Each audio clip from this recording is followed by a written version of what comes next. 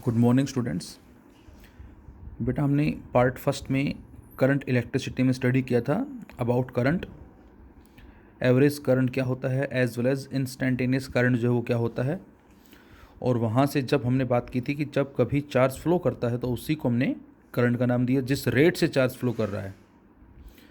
और हमने बात की थी कि जब भी कभी हमें क्यूटी ग्राफ गिवन है, करंट पूछे तो स्लोप निकालेंगे, और क्यूटी इक्वेशन देके करंट पूछता है तो डिफरेंशिएट करेंगे। करंट टाइम ग्राफ देके चार्ज पूछे तो एरिया अंडर द कर्व, और करंट टाइम इक्वेशन से चार्ज पूछे तो हम उसको इंटीग्रेट करेंगे। और इसके साथ साथ फिर हमने ड्रिफ्ट वेलोसिटी के बारे में स्टडी किया था, the average velocity with which free electrons gets drifted towards the positive end of the conductor under the influence of applied value of electric field. कि इलेक्ट्रॉन थर्मल वेलोसिटी से movement कर रहे हैं विदाउट एक्शन इलेक्ट्रिक फील्ड, और उस case में उन सभी की जो एवरेज वेलोसिटी थी उसको हमने ज़ीरो माना था। लेकिन जैसे ही हम उसके एंड्स के कॉरस्पॉन्डिंग एक पोटेंशियल डिफरेंस अप्लाई करेंगे, बच्चों कुछ बच्चों को कन्फ्यूजन हो रहा है कि सर कंडक्टर के अंदर तो इलेक्ट्रिक फील्ड एग्जिस्ट नहीं करता, तो ये इलेक्ट्रॉन किस तरह से ट्रैवल कर रहा है। बेटा वो हमने स्टैटिक पार्ट स्टडी किया था, यहाँ कंडक्शन पार्ट के बारे में बात कर रहे हैं। तो यहाँ इसके अंदर जो फील्ड स्ट्रेंथ वो मौजूद है, और उसकी वजह से इसके कॉरस्पॉन्डिंग जो फील्ड जो है वो एग्जिस्ट कर रहा है, और वहीं से ही फोर्स जो है वो लग रहा है उस पर, that is QE, and that force responsible to move the electron from the lower potential towards higher potential. फिर हमने यूज़ किया था V is equal to U plus A T equation को, जिसमें U ज़ीरो है, A इज़ द एक्सेलरेशन जो कि minus E by M into tau होगा। ये भी हम पढ़ चुके हैं कि इलेक्ट्रिक फील्ड के इफेक्ट से पार्टिकल का एक्सेलरेशन जो कितना होगा। आपसे कहा जाए कि प्रोटॉन किस तरफ जाएगा, तो हमारा आंसर है प्रोटॉन जाएगा towards the direction of electric field, negative potential की तरफ जाएगा। अच्छा, किस पे एक्सेलरेशन कम है और किस पे एक्सेलरेशन ज़्यादा है, तो आंसर है कि जिसका मास कम होगा उसका एक्सेलरेशन ज़्यादा होगा।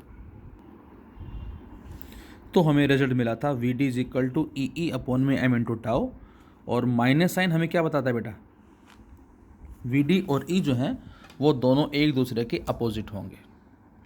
अब बच्चों आगे हम स्टडी करेंगे कि टेम्परेचर इंक्रीज डिक्रीज करने से इस ड्रिफ्ट वेलोसिटी पे क्या इफेक्ट पड़ेगा।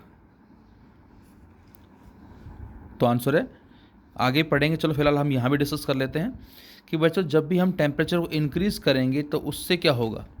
तो आंसर है उस कंडक्टर में जो मौजूद एटम्स और आयंस हैं, जो डार्क स्पॉट्स नज़र आ रहे हैं आपको, these are the atoms and ions, gets vibrate with more and more amplitude. तो इन एटम्स का, इन आयंस का जो वाइब्रेशन है वो बढ़ जाएगा, ये वाइब्रेट करना शुरू कर देंगे। और अब जो इलेक्ट्रॉन पहुंच रहा है, जो वहाँ से गुजर रहा है, उसका क्या होगा, बार बार जल्दी जल्दी कोलिजन होगा, फ्रीक्वेंट कोलिजन होगा। सो we can say the vibrational kinetic energy of these atoms goes on increasing, और उसके बिहाफ पे हम बोलेंगे क्या कि अब जो कोलिजन है वो फ्रीक्वेंट होंगे, फास्ट होंगे, जल्दी होंगे। तो सपोज जहाँ पहले कोलिजन हो रहा है 2 सेकंड में इस तरह से, अब कोलिजन कुछ इस तरह से होंगे, जल्दी जल्दी होंगे। तो अब आप ये बताइए कि इस टाव पे क्या इफेक्ट पड़ेगा, जिसको हमने एवरेज रिलैक्सेशन टाइम का नाम दिया है कोलिजन का। ये घट गया, पहले जहाँ 2 सेकंड में अब 1 सेकंड से भी कम टाइम लग रहा है, टाव घट गया। कब, टेम्परेचर बढ़ाने से। तो टाव यदि घट जाता है बच्चों तो ड्रिफ्ट वेलोसिटी भी घट जाएगी, क्योंकि डायरेक्टली है। ये थोड़ा सा आपको ध्यान रखना है। अक्सर हम समझते हैं कि इलेक्ट्रॉन जल्दी जल्दी चलेगा और ड्रिफ्ट वेलोसिटी बढ़ जाएगी, लेकिन ये रॉन्ग होगा। तो आपको ध्यान रखना है कि जब भी हम टेम्परेचर को क्या करते हैं बच्चों, इंक्रीज़ करते हैं, तो उससे जो टाव है वो डिक्रीज़ होगा। जो एटम्स वाइब्रेट करेंगे उसकी काइनेटिक एनर्जी बढ़ जाएगी, और उसके बिहाफ पे जो कोलिजन का टाइम है, कोलिजन फ्रीक्वेंट होंगे, फास्ट होंगे, जल्दी होंगे, टाव घट जाएगा, और ड्रिफ्ट वेलोसिटी टाव के डायरेक्टली है, ये भी क्या होगी बच्चों, डिक्रीज हो जाएगी। अब हमारे पास आता है next topic, that is next part we can say of current electricity, mobility. तो बच्चों जो मोबिलिटी वर्ड है बेटा, इसका बेसिकली जो मीनिंग लिया गया है वो मूवमेंट से लिया गया है। अब वो चाहे नेगेटिवली चार्ज पार्टिकल हो और चाहे वो पॉजिटिवली चार्ज पार्टिकल हो। सो मोबिलिटी जो है ये केवल मूवमेंट को रिप्रेजेंट करती है, चाहे वो नेगेटिव चार्ज पार्टिकल है और चाहे वो पॉजिटिवली चार्ज पार्टिकल है. So mobility is always positive, may be the particle is positive polarity और negative polarity, and this mobility is responsible for the current. ये मोबिलिटी की वजह से ही करंट जो है वो एग्जिस्ट करता है. ट्रांजिस्टर जो हम पढ़ते हैं सेमी कंडक्टर बेटा, वहाँ एक होता है हमारा NPN ट्रांजिस्टर और एक होता है PNP transistor. First one is NPN and second one is PNP. अभी हम स्टडी करेंगे और उस स्टडी से पता लगेगा कि मोबिलिटी जो बेटा वो इन्वर्सली किसकी होती है, मास के. तो जिसका मास ज़्यादा होगा उसकी मोबिलिटी कम होगी. तो जो NPN ट्रांजिस्टर होता है बच्चों, उसमें इलेक्ट्रॉन्स की मेजॉरिटी होती है. NPN negative positive negative, electrons की मेजॉरिटी, होल्स की माइनॉरिटी कम होते हैं. और PNP में पॉजिटिव नेगेटिव पॉजिटिव, इसमें होल्स ज़्यादा होते हैं और इलेक्ट्रॉन्स कम होते हैं. तो अक्सर क्वेश्चन आता है कि हम ट्रांजिस्टर दोनों यूज़ करते हैं लेकिन ज़्यादा प्रेफरेंस जो हम देते हैं वो NPN को देते हैं, वाई? तो उसका रीज़न यही है कि इलेक्ट्रॉन्स ज़्यादा हैं और इलेक्ट्रॉन्स की मोबिलिटी जो होती है, इनका जो मूवमेंट होता है, इस रिलेशन से बताएंगे हम कि वो क्या होता है, ज़्यादा होता है एज़ कम्पेयर टू होल्स. तो ये सेम वोल्टेज पे हमें ज़्यादा इफेक्ट देते हैं एज़ कम्पेयर टू होल्स. और इस रीजन की वजह से, इस मोबिलिटी की वजह से कि इलेक्ट्रॉन्स की मोबिलिटी हाई होती है, हम NPN ट्रांजिस्टर को प्रेफरेंस देते हैं as compare to PNP. So mobility of the charge carriers is responsible for the current as the conductivity is due to mobile charge carriers. की जो कंडक्टिविटी होती है, जो करंट होता है, वो चार्जेस के मोमेंट की वजह से होता है. जैसे electrons in case of metal, metal case में इलेक्ट्रॉन्स ट्रेवल करने से ही करंट मिलता है हमें. Number 2, electrons and positively charged ions in case of ionised gas. जो आयोनाइज्ड गैस होती है बच्चों, उस केस में जो मोबिलिटी होती है वो इलेक्ट्रॉन्स और पॉजिटिवली चार्ज आयंस की, उसके बिहाफ पे करंट मिलता है बेटा हमें. इसी तरह से इलेक्ट्रोलाइट की बात करें हम, तो इलेक्ट्रोलाइट में पॉजिटिव एंड नेगेटिव जो आयंस होते हैं उनके बिहाफ पे रिजल्ट मिलता है हमें. और इसी तरह से अभी मैंने बताया सेमी कंडक्टर में इलेक्ट्रॉन्स एंड होल्स की वजह से होता है. तो फिलहाल मोबिलिटी होती क्या है? So mobility is defined as the drift velocity of the charge per unit electric field. Particle की वेलोसिटी पर यूनिट फील्ड कितनी है, that is the mobility, VD/E. और हमें पता है बेटा VD होता है EE/m into tau upon E. E से E cancel out, so mobility is E/τ/m. Electrons के लिए हम क्या लिखते हैं, μe, E/τ/E अपॉन me, इसी की तर्ज पे. और होल्स के लिए क्या लिखते हैं हम बेटा, E/τh upon mh. So we can say mobility is inversely proportional to mass. जिसका मास कम होगा उसकी मोबिलिटी ज़्यादा होगी. एक रूम में हमारे पास छोटे छोटे बच्चे हैं और उसी रूम में सुमो चैम्पियंस भी हैं. मूवमेंट दोनों करेंगे लेकिन इन बच्चों के जो मूवमेंट हो थोड़ा ज़्यादा होगा, फास्ट होगा, और इन सुमो चैम्पियंस का मूवमेंट कम होगा. तो मोबिलिटी मूवमेंट से इसका मीनिंग लिया गया है. यूनिट क्या होगी बच्चों इसकी, वेलोसिटी मीटर पर second, electric field either Newton पर कूलम और वोल्ट पर मीटर. तो इसके बिहाफ पे आप इसकी यूनिट भी ड्रॉ कर सकते हो. अब इसमें आता है बेटा हमारा ड्रिफ्ट वेलोसिटी के बाद second important relation, that is relationship between current and drift velocity. Very very important. इस पे हमारे कई तरह के क्वेश्चंस हमें एग्जाम में मिलते हैं. डायरेक्ट रिलेशन भी आता है, इस पे हमारे ग्राफ के क्वेश्चंस भी हैं, कॉन्सेप्चुअल क्वेश्चंस भी हैं, एज वेल एज न्यूमेरिकल्स भी बनते हैं 1 या 2 मार्क में. So relationship between current and drift velocity. तो बच्चों इसके लिए हमने कंडक्टर कंसिडर किया जिसकी लेंथ L है बेटा, और उसके एंड्स के कॉरस्पॉन्डिंग एक हमने पोटेंशियल डिफरेंस अप्लाई किया V with the help of battery. और इस की को जब हम प्रेस करेंगे तो करंट सर्किट में सेटअप हो जाएगा. The direction of current is in that is clockwise direction and electron flow in anti clockwise direction. अक्सर स्टूडेंट्स क्वेश्चन पूछते हैं कि सर इसमें जो फ्री इलेक्ट्रॉन्स है जब वो सारे यहाँ पर आ जाएंगे तो क्या करंट ख़त्म हो जाएगा? तो आंसर नो. जैसे मैं कहता हूँ बेटा कि सपोज इसमें हमारे पास कितने हैं, 50 इलेक्ट्रॉन्स हैं. We assume here 50 electrons. अब जैसे वो इलेक्ट्रॉन यहाँ पहुँचेगा, सपोज यहाँ एक इलेक्ट्रॉन पहुँच गया, सेम उसी इंस्टेंट पे इस वायर के थ्रू एक इलेक्ट्रॉन यहाँ एंटर कर जाएगा. इसमें जो नंबर ऑफ फ्री इलेक्ट्रॉन्स हैं वो हमेशा सेम रहते हैं. जैसे ही 5 इलेक्ट्रॉन्स यहाँ आ गए, सेम उसी इंस्टेंट पे 5 इलेक्ट्रॉन यहाँ पहुँच जाएंगे. तो इस तरह से सारा प्रोसेस जो वो चलता रहता है यहाँ से। ऐसा क्यों होता है, इसको समझने के लिए आप कुछ ऐसे देख सकते हैं, क्योंकि इसमें हमारे पास कुछ डायग्राम इस तरह का है। We can say these are the neutral atoms. अब जैसे यहाँ पॉजिटिव अप्लाई करेंगे तो क्या होगा बेटा, इस एटम से जो इलेक्ट्रॉन होगा वो इधर आ जाएगा, और जैसे ये इधर आया ये क्या बन गया, इलेक्ट्रॉन की डिफिशियंसी आ गई। इसको कौन एक्वायर करेगा, दूसरा, ये यहाँ पहुँच जाएगा। इसको कौन एक्वायर करेगा, तीसरा। तो इस तरह से प्रोसेस जो चलता जाएगा और इलेक्ट्रॉन जो है वो यहाँ पहुँचेगा। जैसे इलेक्ट्रॉन यहाँ पहुँचेगा सेम उसी इंस्टेंट पे एक इलेक्ट्रॉन इस वायर के थ्रू जो है वो यहाँ एंटर कर जाएगा।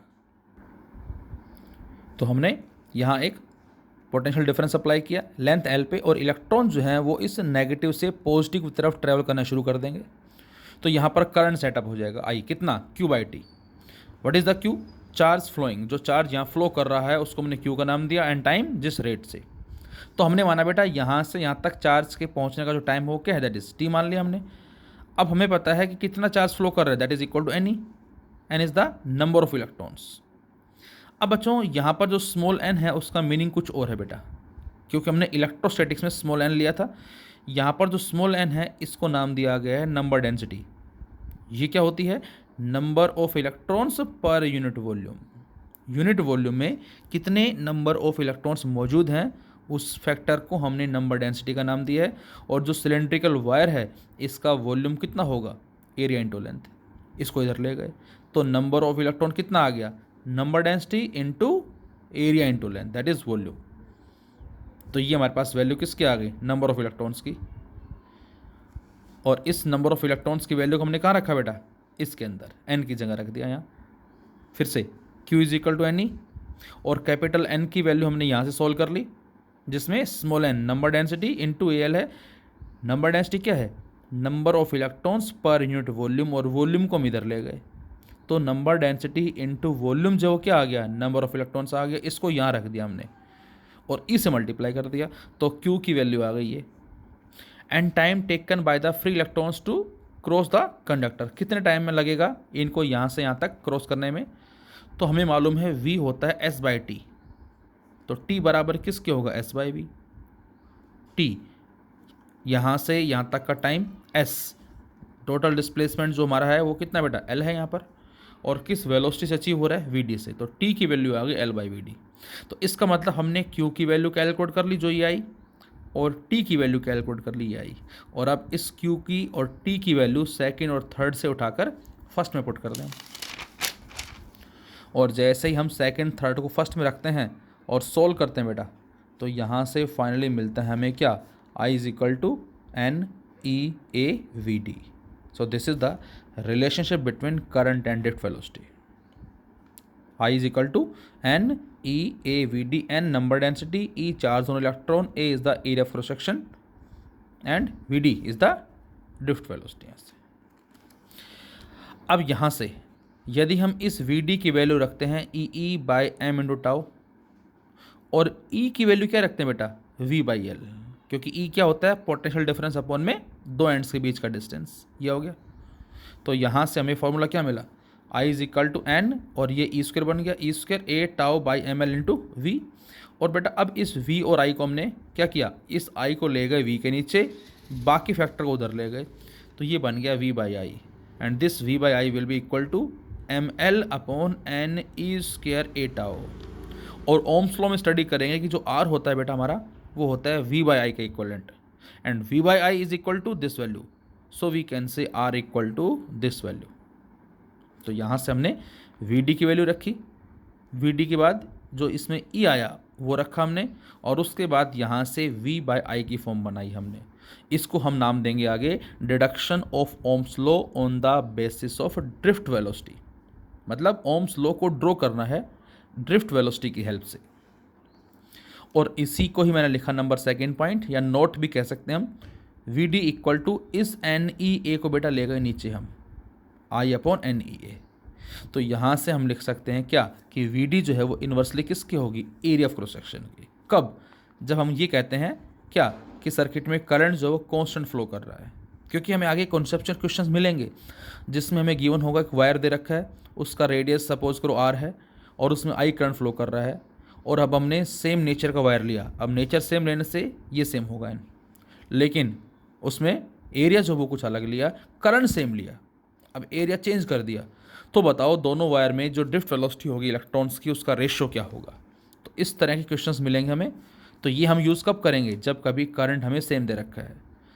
कुछ क्वेश्चंस ऐसे होंगे जिसमें पोटेंशियल डिफरेंस सेम होगा, तो फिर हम ये रिलेशन यूज़ करेंगे। ध्यान रखना बच्चों, जब भी आपको ड्रिफ्ट वेलोसिटी से रिलेटेड कुछ क्वेश्चंस पूछेगा, जैसे यहाँ से वी डी हमारे पास जो है that is e e by M into tau, ये हो गया, और ई की वैल्यू कितनी बेटा, वी बाई एल,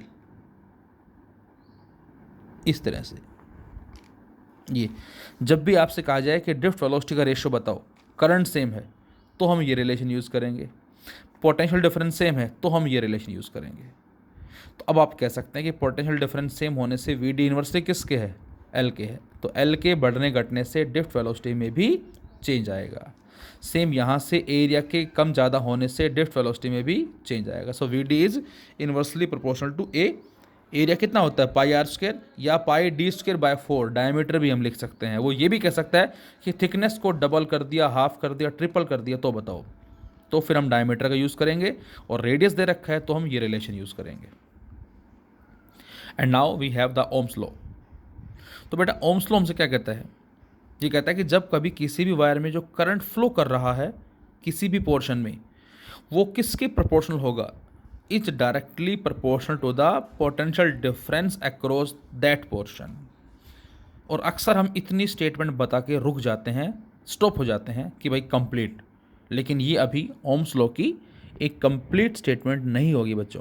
फिर से, according to Ohm's law the current I flowing through a conductor is directly proportional to the potential difference V across the ends of the conductor, provided the physical conditions of conductor as temperature and mechanical strain are kept constant। बच्चों ये भी इसकी necessary condition है कि temperature जो होगा उस conductor के अक्रॉस, और जो मैकेनिकल स्ट्रेन, स्ट्रेन वर्ड हम पढ़ चुके हैं, change in configuration to the original configuration. ऐसा क्यों कहा, अभी जरा बात करेंगे हम। तो फिलहाल ये दो पैरामीटर भी क्या होने चाहिए, कांस्टेंट होने चाहिए। सो वी डायरेक्टली आई, और we can say I directly we.